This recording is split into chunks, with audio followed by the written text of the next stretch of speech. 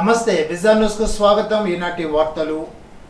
CPM జిల్లా కార్యాలయం వద్ద ఉమ్మడి జిల్లా సీనియర్ నాయకులు వరవల శ్రీరామమూర్తి నివాళుల కార్యక్రమాన్ని నిర్వహించారు।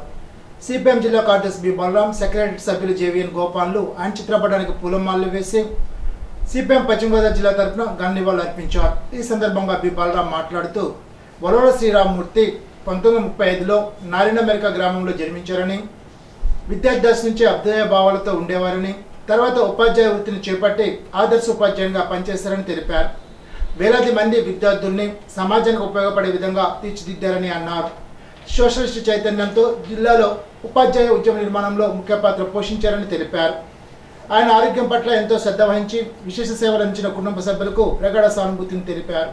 కార్యక్రమంలో జిల్లా కమిటీ సభ్యులు ఎం వైకుంఠరావు, మామిడిశెట్టి రామాంజనేయులు, కార్యకర్తలు మల్లిపూడి ఆంజనేయులు, ఉడుగు వెంకటేశ్వరరావు, తిరుమూర్తులు, రాధాకృష్ణ తదితరులు పాల్గొన్నారు।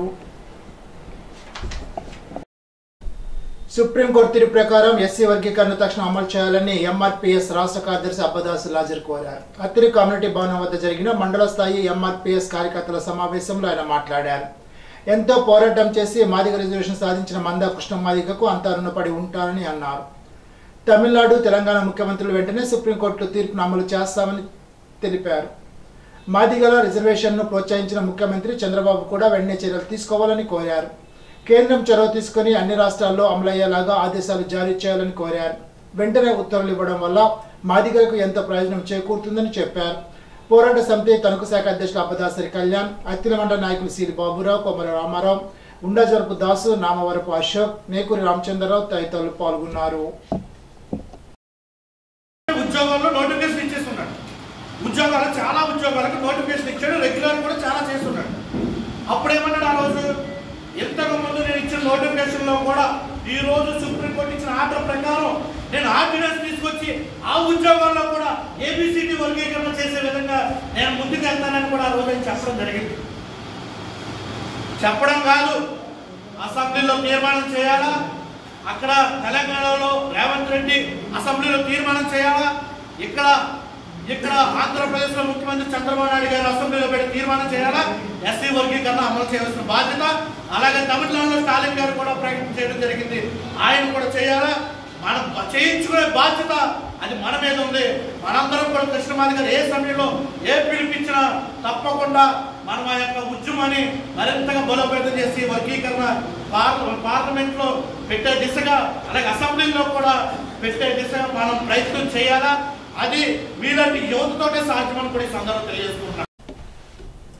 డబ్బులు లేక వైద్యం చేయించుకోలేని నిరుపేదలకు గొప్పవరంగా భావించే ముఖ్యమంత్రి సహాయ నిధి నుండి తణుకు నియోజకవర్గంలోని తణుకు మండలం వేల్పూర్ గ్రామానికి చెందిన బోడపాటి నాగసునీతకు 1,47,705 రూపాయలు, అత్తిలి స్కిన్నర్పురం గ్రామానికి చెందిన అల్లం దేవి నాగరేవతకు 1 లక్ష రూపాయల విలువ గల ముఖ్యమంత్రి సహాయ నిధి నుండి శాసనసభ్యుల సిఫార్సు మేరకు ముందుగా అనుమతి తీసుకుని వైద్యం చేయించుకోవడానికి ఆసుపత్రికి మంజూరు కాబడిన ఉత్తర్వులను లబ్ధిదారులకు తణుకు క్యాంప్ కార్యాలయంలో శాసనసభ్యులు రాధాకృష్ణ అందజేశారు।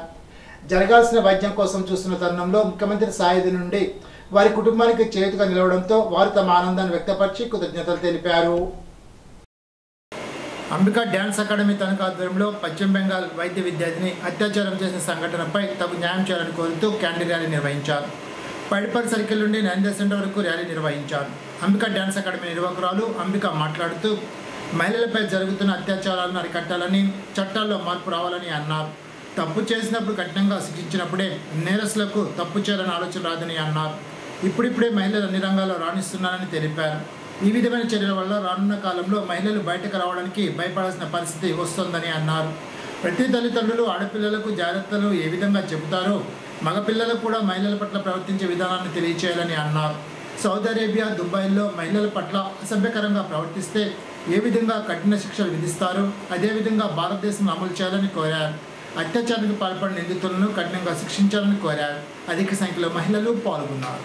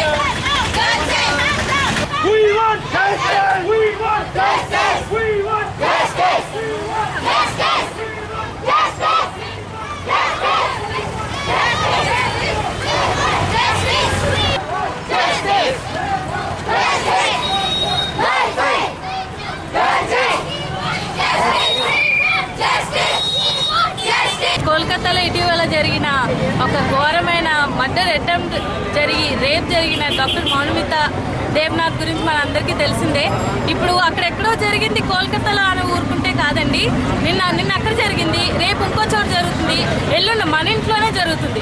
ఏ ఆడపిల్ల అయినా బయటికి రావాలి అని కొన్ని రోజుల క్రితం నుండి ఇప్పుడిప్పుడే బయటకు వస్తున్న ఆడపిల్లలు మళ్ళీ ఇలాంటి ఏ రక్షణ లేకుండా మళ్ళీ అదే ఇంట్లో మళ్ళీ ఉండిపోయి మళ్ళీ కొన్ని ఏళ్ళ బ్యాక్కి వెళ్ళాల్సి వస్తుందండి. ఇండియా 10 సంవత్సరాల క్రితం జరిగిన నిర్భయాకి జరిగిన సంఘటనే ఈరోజు మళ్ళీ కోల్కతాలో జరిగింది. సో ఇక్కడ మనం మారాల్సింది ఎవరో హీరోలు వస్తారో, ఎవరో ప్రభుత్వం వస్తుందో, ఇంకేదో కాదండి. ఖచ్చితంగా మన చట్టాలు మారాలి, చట్టాల్లో కఠినంగా శిక్షించే శిక్షలు మారాలి. పనిష్మెంట్ ఏదైనా కూడా అది చాలా కఠినంగా ఉండాలి. సౌదీ అరేబియాలో ఏంటి, దుబాయ్లో ఏంటి, ఇలా అవుట్ ఆఫ్ కంట్రీస్లో ఇస్తున్న కఠినమైన శిక్షని మన ఇండియాలో కూడా అమలు చేయాలి. ప్రతి ఆడపిల్ల బయటికి రావడానికి కాదు, ఎలాగైనా ఎటువంటి పరిస్థితుల్లో అయినా తమను తాము రక్షించుకునే అంత గట్టిగా స్ట్రాంగ్గా మాట అలానే చేత కూడా ఉండాలని మనస్ఫూర్తిగా కోరుకుంటున్నాను. ఇది మీ రోజు చేస్తున్న ర్యాలీ ఇంకా చాలా మందిని కదిలించాలని కోరుకుంటున్నాను. ప్రతి ఆడపిల్ల తల్లిదండ్రులు జాగ్రత్తగా ఉండమ్మా అని చెప్పడం కాదు, నువ్వు ఒళ్ళు దగ్గర పెట్టుకొని నువ్వు ఆడవాళ్ళతో ప్రవర్తించాలి, బిహేవ్ చేయాలన్న విషయాన్ని మగపిల్లాడికి కూడా చెప్పాలి. మీరు తల్లిని ఎలా చూస్తున్నావో, మీ అక్క చెల్లెల్ని ఎలా చూస్తున్నావో, బయట ఆడపిల్ల కూడా అంతే. ఈ రోజు నువ్వు ఏడిపించిన ఆడపిల్లలోనే రేపు నీ భార్య రావచ్చు, రేపు నీ కూతురు రావచ్చు. అలాంటి ఒక ఆలోచనల్ని ప్రతి మగాడిలోనూ ఇప్పుడిప్పుడే పెరుగుతున్న ప్రతి అబ్బాయిల్లో కూడా మనది జనరేట్ చేయాలి. అది మనందరి బాధ్యత. ఈరోజు ఇక్కడ ఉన్న ఆడపిల్లలందరిలో ఒక భయం, బయటికి రావాలి అంటే, చదువుకోవాలి అంటే, చదువుకున్న వాళ్ళు ఎక్కడ ఆపేస్తారో అని భయం, చదువుకున్న తర్వాత ఉద్యోగాన్ని పంపిస్తారో లేదో భయం. మళ్ళీ మమ్మల్ని లోపలికి పంపించద్దు. మమ్మల్ని, మా జీవితాన్ని, మా కెరియర్ని మీరందరూ ఎలా అయితే మన అని ఎలా అనుకుంటారో మమ్మల్ని కూడా బయటికి రానివ్వండి, మమ్మల్ని కూడా బతకనివ్వండి. మా జీవితం మమ్మల్ని ఒక ఇన్స్పిరేషన్గా ఒక 10 మందికి ఉండేలా చేయనివ్వండి. మౌనమిత దేవ్నాథ్కి జరిగిన ఈ అన్యాయాన్ని చేసిన ఆ క్రిమినల్ ఎవరైతే ఉన్నారో వాళ్ళకి ఇమ్మీడియట్గా అతనికి శిక్ష పడాలి. అలానే మన దేశ చరిత్రలో ఇంత ఘోరంగా శిక్ష అందుకున్న వాళ్ళు అతనే మొదటి వ్యక్తి కావాలి. ఇంకెవరైనా అలాంటి పని చేయాలంటే భయపడాలి. కామ్రేడ్ వలవల శ్రీరామ్మూర్తి మాస్టర్ సమాజం కోసం తుదిశ్వాస విడిచే వరకు పనిచేశారని సిపిఎం జిల్లా కమిటీ నాయకులు కె రాజా రామ్మోహన్ రాయ్ అన్నారు. ఆదివారం నెల్లూరు జిల్లాలో జరుగుతున్న సమావేశాల నేపథ్యంలో సిపిఎం పాత పశ్చిమ గోదావరి జిల్లా ఆధ్వర్యంలో ఘనంగా శ్రీరామ్మూర్తికి నివాళులర్పించారు. ఈ సందర్భంగా రాజా రామ్మోహన్ రాయ్ మాట్లాడుతూ వలవల శ్రీరామ్మూర్తి ఉపాధ్యాయుడిగా జీవితాన్ని ప్రారంభించారని అన్నారు.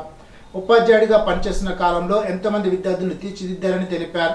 కుల మతం దోపిడీ లేని నూతన సమాజం కోసం ఉపాధ్యాయ ఉద్యోగం వదిలి సిపిఎం పార్టీలో చేరారని తెలిపారు. సిపిఎం జిల్లా కార్యవర్గ సభ్యులు పాలకొండ డివిజన్ కార్యదర్శి, యూటీఎఫ్ జిల్లా నాయకుడు, రైతు సంఘ రాష్ట్ర నాయకుడిగా పనిచేశారని అన్నారు. కుటుంబంలో ఎన్నో ఒడిదుడుకులు వచ్చినప్పటికీ గుండె ధైర్యంగా పార్టీ జెండా వదలలేదని అన్నారు. ఇటీవల గత 3 నెలలుగా ఆరోగ్య సమస్యలు రావడం వలన రాజమండ్రి హాస్పిటల్లో మరణించారని తెలిపారు. ఆయన కోరిక మేరకు మృతదేహాన్ని ఆశ్రమ హాస్పిటల్కి అప్పగించడం జరిగిందని తెలిపారు. మాస్టర్ జీవితం నేటి తరానికి ఆదర్శమని అన్నారు. వాళ్ళ కుటుంబ సభ్యులకు ప్రగాఢ సానుభూతి తెలిపారు. కార్యక్రమంలో సిపిఎం నాయకులు DNVD Prasad, R Lingaraju, PV Pratap, B Vasudevarao, Karri Nageswararao, B Somaiah, Rajahmundry జిల్లా కార్యదర్శి టి అరుణ్ కుమార్, టి కోటేశ్వరరావు, రవికిషోర్, సుందరబాబు, మూర్తి, పవన్ తదితరులు పాల్గొని నివాళులు అర్పించారు. శ్రీ సర్దార్ సర్వాయి పాపన్న గౌడ్ 374 జయంతి పురస్కరించుకొని తణుకు కొమ్మాయి చెరువు గట్టు గణపతి గౌడ సేవా సంఘం వారు పాపన్న గౌడ్ విగ్రహం వద్ద పూలదండలు వేసి జయంతి కార్యక్రమాన్ని నిర్వహించారు. కార్యక్రమంలో గౌడ పెద్దలు కామ మునుస్వామి, మట్టా వెంకట్, కోట నాగేశ్వరరావు బ్రదర్స్, వెలగన వాసు, రాజులపాటి శ్రీనివాస్, కొండేటి శ్రీనివాస్, రేలంగి శ్రీనివాస్, కట్టా రాజేష్, కొండయ్య, కట్టా సతీష్, రాజమల రామకృష్ణ తదితరులు పాల్గొన్నారు. రోడ్డు నిర్మాణాన్ని చేపట్టాలని ప్రజా సంఘాలు ప్రభుత్వం డిమాండ్ చేశాయి. ఆదివారం ఇరగవరం మండలంలోని కత్తోపాడు నుండి చిత్తుకు వెళ్లే రోడ్డు అధ్వానంగా ఉన్న సందర్భంగా ప్రజలు రోడ్డుపై నిరసన తెలిపారు.